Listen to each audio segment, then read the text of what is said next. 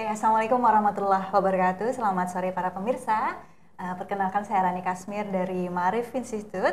Dan kembali lagi kita bersama dengan Ma'arif Institute channel program Ngebet, ngobrol bareng di Tebet. Dan this is very special day, kita dapat honor ketemu dengan Mbak Lintang. Masya Allah, thank you so much Mbak Lintang. Thank you. Sekilas tentang Mbak Lintang, beliau mendapatkan doctoral degree in communication studies. Cool, keren banget. Dan saat ini juga aktif di siberkreasi ya Betul Mbak sekali, Lintang. betul sekali. Ya, kemudian juga di Japelidi, Tular Nalar, dan dosen di Undi. Betul. Kayaknya keren banget ya. You are indeed keren banget. Kayaknya keren banget. Mudah-mudahan ngobrol kita hari ini juga sekeren itu. Sip, siap. Aman insya Allah. Oke, baik pemirsa, hari ini dengan Mbak Lintang kita mau ngobrolin tentang digital culture. Wow, oke. Oke, so it is very important subject matters karena kalau ngomong culture Mbak itu sesuatu yang memang udah melekat dari kita kan, udah orang Indonesia tahu deh culture seperti apa gitu. Nah, sekarang nih boleh nggak Mbak Lintang kasih kita pencerahan apa sih digital culture itu? How is it different dengan our offline culture misalnya? Oke. Kayak bedanya budaya nyata sama budaya digital gitu. Is it different or not gitu kan ya? Ya, Mbak Rani, terima kasih ya pertanyaannya. Kayaknya pertama udah nggak boleh call a friend kayaknya. Gitu. Oke, saya akan coba jawab. Jadi kalau buat saya, menurut saya budaya nyata dan budaya digital itu in between. In between maksudnya sebagian itu sama, sebagian pasti bertransformasi. Mungkin bukan berbeda, bertransformasi. Kenapa kok saya bilang bertransformasi? Karena sebenarnya menjalani masih sama-sama manusianya. Betul. Maksud saya adalah manusia itu masih punya value-value yang sama kan? Yes. Mau dia pakai digital, mau dia pakai hal-hal yang konvensional, misalnya amar ma'ruf nahi mungkar gitu ya, menjaga menjauhi yang buruk, mendekati yang baik gitu kan. Artinya setiap kehidupan kita tuh memang ditujukan untuk melakukan hal-hal baik gitu kan. Kita mau berpikir tuh juga harus berpikir baik, berkata baik, berperilaku baik, kan prinsipnya itu. Betul. Maka dalam budaya nyata maupun budaya digital di sisi itu nggak ada bedanya gitu. Artinya kita tetap harus berpikir baik, berkata baik, berperilaku baik di dunia nyata maupun di dunia digital. So what makes different? Kalau kita bilang budaya digital, iya sama-sama aja. Of course not, gitu kan ya. Tentu saja tidak, karena kita bertransformasi, gitu kan ya. Bertransformasinya di bidang apa? Saya rasa hal-hal yang sifatnya sangat operasional. Misalnya dulu kita kalau mau belajar, tuntutlah ilmu ke negeri Cina, gitu ya. Harus ke Cina. Nggak perlu ya? Nggak perlu. Dari rumah aja, gitu ya. Sambil selimutan bisa belajar online, gitu. Jadi misalnya waktu pandemi itu saking saya merasa, aku kok kayaknya makin kecil gitu ya. Ini gimana di rumah mulu? Akhirnya saya ngambil misalnya kursus bahasa langsung ambisius, bikin 4 gitu misalnya ya. Korea, Perancis, Jerman, sama waktu kemarin itu sama satu lagi Jepang gitu. Jadi hal-hal semacam itu kita bisa lakukan loh sekarang itu, dan itu jauh lebih mudah. Atau misalnya ibu-ibu nih kan ya, problem banget misalnya tiba-tiba anaknya sekolah, ada yang lupa gitu. Padahal kita nggak bisa meninggalkan kegiatan kita. Nggak apa-apa, sekarang ada teknologi ya kan, ada transportasi online yang bisa membantu kita. Atau misalnya tiba-tiba masak, aduh lupa tadi sayurnya nggak dibawa gitu misalnya ya. Tapi itu kita bisa ada bantuan juga, ada Gosh, misalnya disebut merek ya, misalnya belanja online gitu misalnya kayak gitu. Nah, hal-hal semacam itu tentu kita bertransformasi gitu ya Mbak. Dan hal yang lain misalnya begini, Mas Mark Zuckerberg gitu ya, itu mengatakan bahwa internet dan tentu saja media sosial itu membuat kita punya namanya kekuatan baru. The fifth estate namanya. We are the fifth estate. Maksudnya apa sih? Dulu kan kita ada trias politika, masih tahu ya. Ada eksekutif, yudikatif, legislatif. Dan media massa menjadi the watchdog, the fourth estate gitu. Nah, dengan adanya digital, ini masyarakat sivil menjadi the fifth estate. So kita punya kekuatan baru nih. Buat apa gitu? Karena yang tadinya suara kita itu tidak bisa dimunculkan di ruang-ruang publik ya, kecuali kita memang punya jabatan tertentu gitu ya, punya power lah tertentu gitu, kepakaran tertentu, itu baru kita ada di ruang-ruang media, di ruang-ruang publik lah intinya. Betul. Kayak gitu. Nah sekarang gitu digital itu membuka kemungkinan semua orang, I mean literally semua orang yang punya akses ke ruang digital. Benar. It means gitu, setiap orang bisa bicara sekarang. Setiap orang adalah media itu sendiri.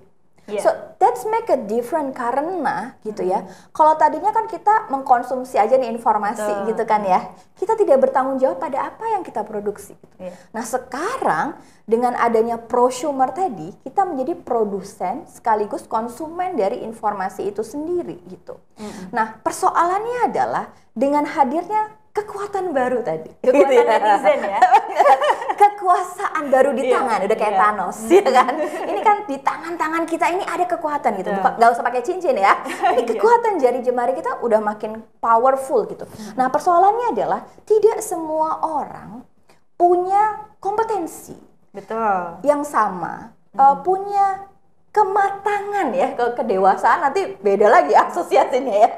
Tidak semua orang punya kematangan yang sama gitu ya. Kematangan yang sama, kompetensi yang sama dalam menggunakan kekuatan baru ini gitu. Betul, ya. Sehingga produksi-produksi informasi dan kok cara berkomunikasi kemudian menjadi sangat beragam. Beberapa jadi chaos, jadi konflik karena begitu banyak orang kemudian tidak bijak dalam menggunakan kekuatan baru ini.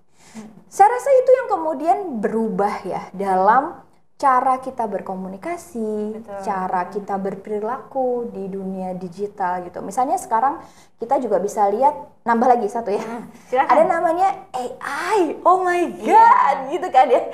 Itu baru lagi artificial intelligence. Saya nggak yakin setiap orang siap nih dengan kekuatan artificial intelligence gitu. Misalnya mahasiswa ya, tinggal klik, tolong dong buatin makalah 1 halaman gitu, 600 kata gitu misalnya tentang komunikasi interpersonal. Menjadi gitu. Artinya nggak semua orang siap tuh bahwa tadi ya substansi awalnya adalah kita harus berpikir baik, berkata baik, berperilaku baik gitu. Prinsipnya kan sederhana seperti itu. Nah, ketika ada kemudahan baru ini, tidak semua orang punya kearifan yang sama gitu. Untuk bilang, oh kayaknya enggak deh, ini kan gue lagi belajar gitu ya. Aku harus belajar dengan cara-cara yang benar gitu misalnya. Tidak semua orang punya itu. Nah, saya rasa itu ya termasuk juga perubahan atau perbedaan transformasi budaya yang kemudian harus kita hadapi bersama-sama gitu. Nah, saya senang ketika Ma'arif Institute membicarakan ini, artinya buat saya yang paling penting adalah teman-teman tahu bahwa hey, kita punya kekuatan baru gitu.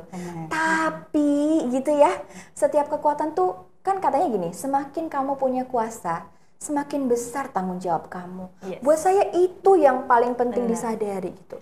Perubahan tanggung jawab dengan kekuatan yang lebih besar di tangan-tangan kita. Itu sih Mbak. Thank you banget, ini penjelasannya pemirsa keren banget. Jadi memang it's also the concern for Ma'arif Institute karena kan for culture and humanity ya.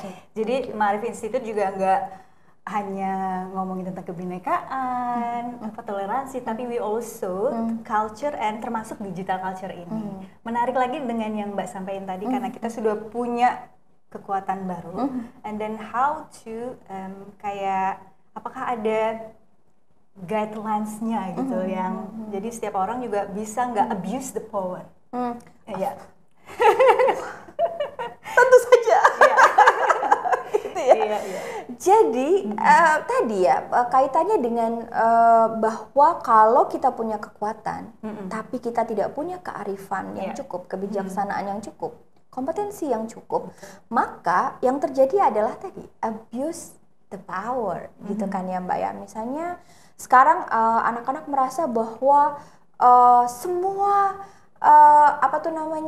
media kita boleh ngomong, kita boleh komentar, Dari mulai ngomongin kekerasan seksual sampai free child gitu misalnya. Itu yang lagi rame. Lagi rame gitu ya. Atau hal-hal politik gitu misalnya. Kita masuk tahun politik dong, Mbak, ya kan. Udah pasti ini akan bikin deg-degan sebagai ini ya. Praktisi literasi digital itu juga deg-degan. Kami ini sangat deg-degan ya menghadapi tahun politik karena memang semua orang kemudian jadi bisa ngomong apa aja. The death of expertise kan, matinya kepakaran. Akhirnya nggak yang pakar aja yang bisa bicara, tapi everyone gitu. So pertanyaannya menarik gitu. Jadi gimana dong gitu ya? Kita harus apa gitu untuk dikatakan berbudaya digital? Sebenarnya tadi ya, kalau bahasa yang lebih sederhananya tadi sama, kita tetap harus berpikir baik, berkata baik, berperilaku baik di dunia digital. Tapi gimana konkretnya gitu ya kalau di ruang digital. So the first thing adalah kita tahu bahwa nggak perlu jadi FOMO. Fear of missing out. Pertama itu yang harus disadari, nggak perlu jadi FOMO. FOMO tuh ya fear of missing out, benar. Intinya adalah kalau dulu kan kita suka ini ya, saya berpikir maka saya ada. Kalau sekarang saya posting maka saya ada. Gitu. Atau saya internet maka saya ada. Kayaknya kalau saya nggak komentar, kalau saya nggak nyetatus, meskipun statusnya tuh lucu banget ya, statusnya tuh cuma titik, what's the point? Gitu. Yang penting eksis, ada hari ini postingan. Atau misalnya postingannya lelah, ya nggak sih Mbak gitu. Hal-hal yang semacam itu, saya bilang ya buat apa gitu. Tadi kan prinsipnya kita berpikir baik, berkata baik, berperilaku baik gitu ya. Yang sebaik-baiknya berlaku kan yang manfaat untuk orang lain. Benar, bring impact gitu ya Mbak. Jadi kalau nggak ada manfaatnya, malah bikin kita komentar, ini ngapain sih? Bikin kita gemes gitu ya. Anak-anak gaje gitu kan ya. Oke. Itu kan malah jadi hal yang buruk buat kita gitu. Artinya yang pertama jangan FOMO ya. Terus yang kedua misalnya FOMO itu tadi ya, nggak perlu semuanya posting, nggak perlu oversharing. Misalnya kita bilang tiba-tiba handphone kita ini jadi agak beririsan juga dengan safety misalnya ya, karena culture kan itu impact juga ke keselamatan kita. Misalnya kita ditelepon tiba-tiba pakai nomor nggak dikenal gitu ya, terus kita nanya, ih kok bisa sih dia nelfon, aku padahal nggak pernah ngasih nomor telepon, tapi kita lupa misalnya kita ngeposting ada nomor telepon kita untuk endorsement gitu misalnya ya di media sosial. Terus kita kaget, kok bisa ada orang yang ngerti nomor telepon kita gitu. Itu kan menurut saya ya konyolnya di kita sendiri gitu ya. Sorry to say gitu. Atau misalnya gini, aku lagi sendirian nih, temenin aku dong gitu misalnya. Kalian lagi ngapain? Aku jogging di taman ini gitu. Yuk kita jogging bareng-bareng ya. Dalam tubuh yang sehat terdapat jiwa yang kuat. Misalnya kayak gitu. Dan ada fotonya dia, cakep banget gitu kan ya. Terus kita kaget ketika dia tiba-tiba diambil gitu misalnya. Atau misalnya ibu-ibu tiba-tiba dapat telepon, halo ibu, anak ibu jatuh, namanya ini kan, dia sekolah di sini kan, kelas ini. Terus ibu itu panik dan menyalahkan, kok bisa kayak gitu? Ternyata dia lupa, dia posting di Instagramnya dia, anaknya foto, alhamdulillah akhirnya pandemi lewat, anak saya masuk sekolah.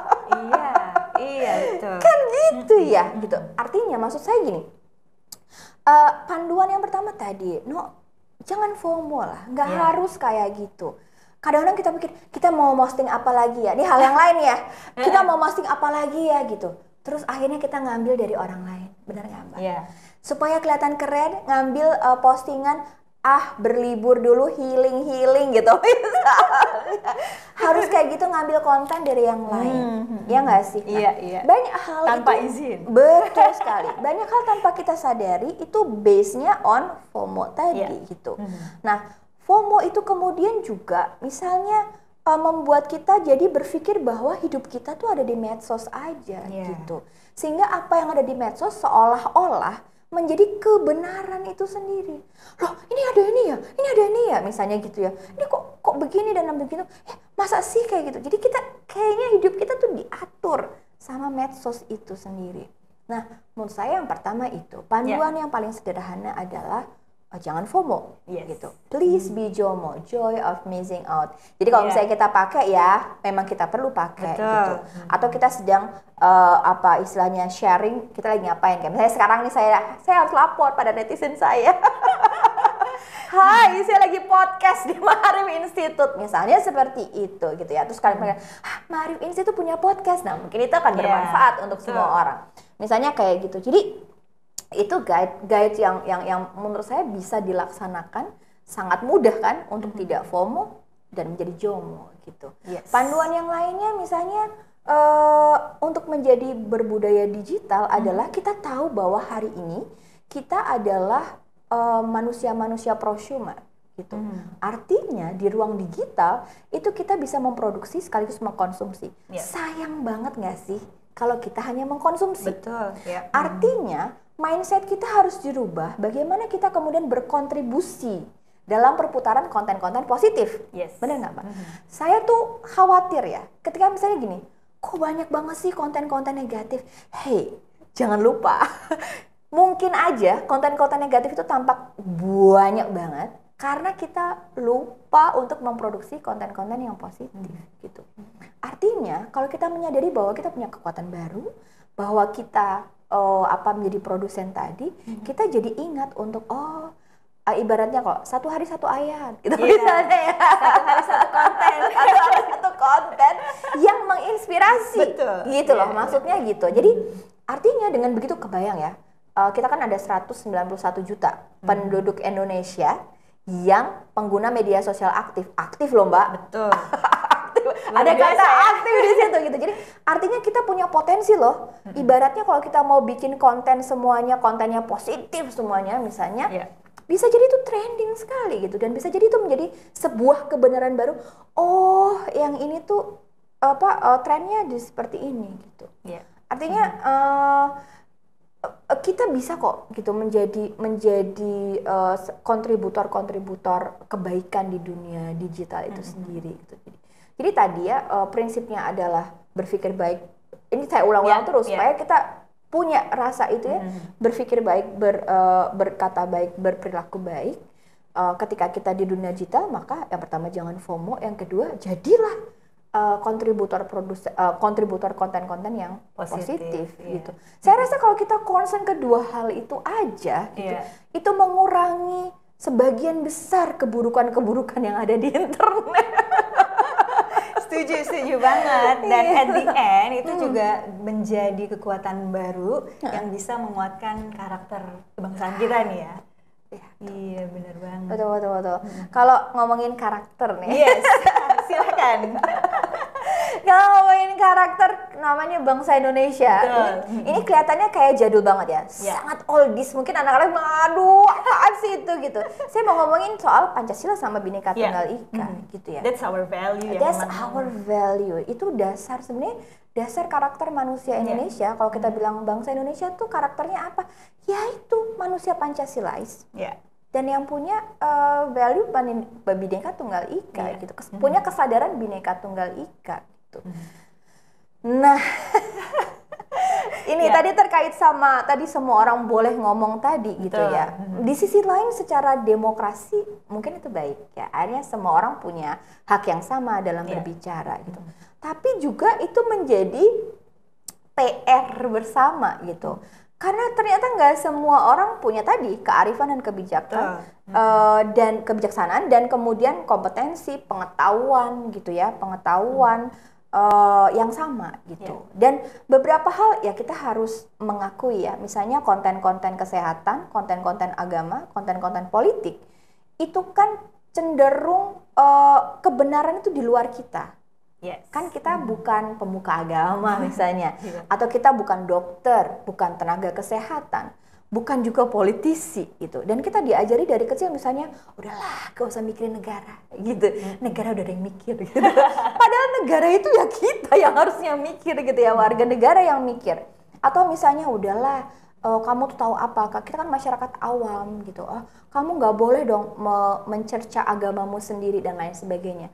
Padahal menurut saya diskusi agama itu sehat gitu. Betul. Untuk kita tahu kenapa kita tidak boleh ini, kenapa kita harus melakukan ini. Misalnya mengetahui dasar-dasar pengetahuannya itu sehat untuk kita. Supaya kita tuh meyakini dengan memang kesadaran gitu kan ya. Nah itu yang dihilangkan dan semakin kabur ketika ada di ruang digital tadi gitu Mbak gitu. Jadi literasi digital itu kemudian memperkuat sebetulnya bagaimana karakter bangsa tadi yang Pancasilais dan Bhinneka Tunggal Ika tadi gitu. Kenapa gitu misalnya? Ini kalau dibilang masa sih ada hubungannya gitu ya? Ngotot banget sih ada hubungannya. Aduh ya ada lah. Misalnya kita ngomongin ketuhanan yang Maha Esa nih kita. Artinya kan kita menghormati semua agama dan keyakinan gitu kan ya Mbak. Nah kalau di digital, gimana caranya kita menghormati dan menghargai semua agama ini kan? Cinta kasih gitu misalnya. Ya dengan misalnya sederhana ya, tidak membuat konten-konten yang merendahkan agama masing-masing gitu kan. Atau misalnya kita tidak menyerang satu sama lain hanya berdasarkan agama dan kemudian disiarkan, kebencian itu kemudian disiarkan. Itu kan berarti ada tuh gitu kan ya Mbak ya. Atau misalnya gini, aku nggak temenan sama dia, beda aliran. Langsung di blok ya nggak sih Mbak gitu. Langsung di blok, unfollow. Oh bener ya, unfriend gitu misalnya. Nah itu kan langsung kita terjebak apa yang disebut echo chamber. Hati-hati loh, echo chamber Mbak, ruang gema kan. Artinya seolah-olah kita mendengar suara-suara kita sendiri. Karena teman-teman kita udah di blok, kan ada algoritma internet. Sehingga yang diklik itu ya akan muncul itu dan rekomendasinya itu aja ya. FYP-nya itu aja, bener banget gitu. Jadi itu justru akan membuat kita menjadi fanatik tadi gitu. Secara sistem komputer gitu. Itu kan sayang menurut saya. Gitu. Hanya karena kita merasa gitu sih. Padahal mungkin sama-sama muslimnya gitu. Hanya karena berbeda pandangan sedikit langsung cut gitu misalnya. Nah, kalau dibilang ya itu kan hak-hak saya, ya tapi harus ada kesadaran bahwa itu akan mempengaruhi algoritma di internet ya gitu. Hati-hati gitu. Itu membuat kita jadi memahami kebenaran mutlak, padahal kebenaran nggak ada yang absolut ya. Nggak ada mutlak. Atau misalnya kita ngomongin kemanusiaan yang adil dan beradab misalnya gitu Mbak. Kemanusiaan yang adil dan beradab berarti semua orang ini manusia. Benar ya Mbak? Gak ada yang jadi Tuhan, malaikat tanpa sayap. Sama-sama manusia. Artinya kalau sama-sama manusia, berarti kita harus saling menghargai dong Mbak gitu. Gak boleh namanya kayak cyberbullying. Kita sama-sama manusia kok. Kenapa sih harus itu misalnya ada yang kerudungnya panjang, pendek, pakai kuncup, ya Mbak? Kerudung prasmanan nih. Kerudung prasmanan. Bener banget. Misalnya kayak gitu ya. Dan kemudian akhirnya kita membuli gitu. Hanya karena perbedaan kerudung gitu. Maksudnya sedih banget kan gitu kan. Jadi kenapa kita menjadi Tuhan untuk yang lain gitu? Kenapa kita bilang kamu tuh nggak akan masuk surga, nggak akan masuk neraka gitu. Nah kalau dulu mungkin kita akan mendengarkan itu hanya di kelompok-kelompok kecil, tapi once ini sekarang ada di media digital, kan semuanya jadi bisa ngomong kayak gitu. Nah itu yang menurut saya memang butuh lagi kearifan, kebijaksanaan dalam menggunakan itu. Hal lain misalnya Persatuan Indonesia saja ya. Persatuan Indonesia kan berarti kita itu harmoni ya. Artinya kita menyadari tadi Bhinneka Tunggal Ika. Kita ini memang berbeda. Kayaknya kalau mau sama, salah masuk negara kayaknya. Sorry bro, salah server. Gitu. Kita beda server kayaknya. Karena dari awal pembentukan negara Indonesia itu memang kita beragam. Jadi aneh Mbak, kalau misalnya kita bilang, kok budayanya kayak gitu sih? Itu budaya apa sih kayak gitu misalnya? Itu kan jadi lucu gitu. Atau kita bilang mau jadi satu aja perspektifnya, ya jelas nggak mungkin gitu. Udah dari awal Indonesia itu memang beragam. Gitu. So bagaimana kita mensiasati itu? Ya menghormati aja. Agree to disagree, nggak apa-apa loh, ya kan Mbak? Misalnya, ini coklat enak, ini coklat nggak enak, nggak apa-apa. Kenapa sih nggak bisa slow gitu ya? Maksud saya kayak gitu. Atau misalnya ngomongin kerakyatan yang dipimpin oleh Hikmat aku kalau nggak hafal nanti takut. Sila keempat Pancasila Pancasila ya, kerakyatan yang dipimpin oleh hikmat kebijaksanaan dalam permusyawaratan perwakilan. Misalnya demokrasi kan ya, semua orang boleh berpendapat gitu. I mean everyone has their own truth misalnya. Misalnya yang satu ada kan kayak kita misalnya lihat kotak gitu. Yang di sini bisa bilang ini 3 loh kotaknya. Yang di sini bisa bilang enggak 4. Yang benar yang mana? Ya benar dua-duanya. Karena perspektifnya berbeda gitu. Jadi kan nggak usah kita harus sama semua. Terus kalau yang satu walk out, yang satu wah berarti kamu lawan saya gitu kan ya. Berarti kita anti nih gitu misalnya. Nggak friend gitu misalnya. Ya kan nggak gitu. Atau keadilan sosial bagi seluruh rakyat Indonesia. Adil ya. Adil tuh artinya gini. Kita punya hak betul. Hak namanya hak digital ya kan. Tapi kan setiap hak juga punya kewajiban. Gitu. Jadi kalau kamu mau punya hak, kamu harus penuhi juga kewajiban kamu. Kamu punya hak berekspresi di ruang digital. Fine. Tapi berarti orang lain juga punya hak yang sama. Jadi kita harus menghargai hak orang lain. Kan seperti itu. Nah, saya rasa kalau kita menginternalisasi value-value itu, nilai-nilai Pancasila itu, udah aman dah kayaknya. Gak ada yang harus dipermasalahkan, bahkan jauh lebih banyak manfaat karena message kita terbroadcast lewat media sosial yang memang capture-annya lebih jauh lagi. Betul, karena teknologi itu ya, itu kan sebenarnya fungsi ansihnya tuh mempermudah kehidupan manusia. Misalnya nih, yang dulunya harus ngangkat-ngangkat. Berat.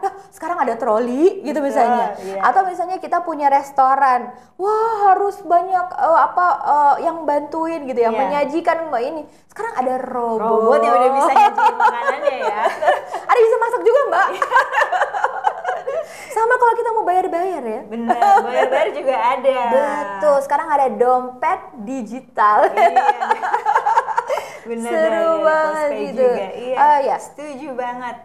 Ya jadi semuanya memudahkan hidup kita tanpa kehilangan jati diri or our values dan justru makin membawa banyak manfaat untuk yang lainnya ya. Betul. Mbak punya dompet digital nih Mbak? Aku belum.